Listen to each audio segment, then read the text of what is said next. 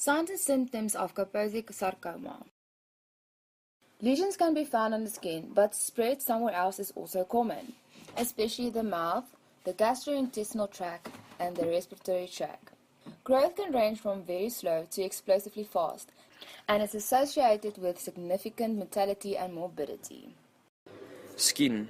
KS lesions are nodules or blotches that may be red, purple, brown, or black, and are usually papular, in other words, palpable or raised.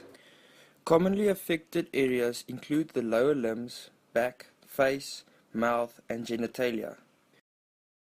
Lesions on the legs or in the groin area can sometimes block the flow of fluid out of the legs. This can lead to painful swelling in the legs and feet. Skin lesions may be quite disfiguring for the sufferer and a cause of much psychological pathology. Mouth. In the mouth, the heart platelet is most frequently affected, followed by the gums. Lesions in the mouth may be easily damaged by chewing and bleeding, or suffering a secondary infection, and even interferes with eating, swallowing, or speaking. Outside of the eye and inner part of the eyelids. Lesions may also form in these areas. These lesions are usually not painful or itchy. Gastrointestinal tract. Involvement can be common in those with transplant-related or AIDS-related KS, and it may occur in the absence of skin involvement. The gastrointestinal lesions may be silent or cause weight loss, pain, nausea or vomiting, diarrhea, bleeding, which can be either vomiting blood or passing it with bowel movements, malabsorption or intestinal obstruction. Bleeding from the lesions in the stomach and intestines can be so slow that the blood isn't visible in the stool, but over time the blood loss can lead to low red blood cell count, which is anemia.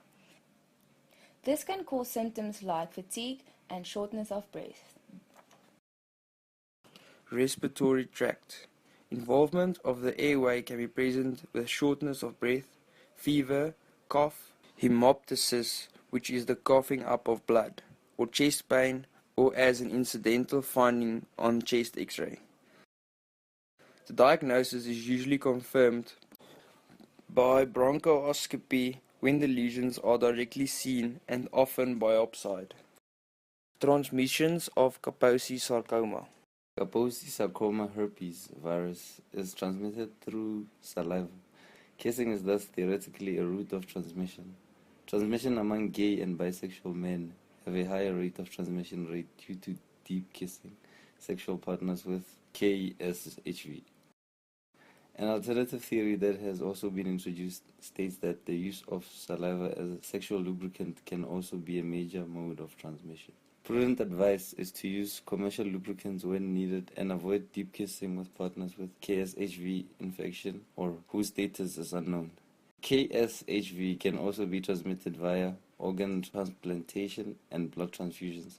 Virus testing must be done before these procedures to rule out KSHV and to effectively limit iatrogenic transmission. Kaposi sarcoma is also transmitted via fecal contact. Created using Powtoon.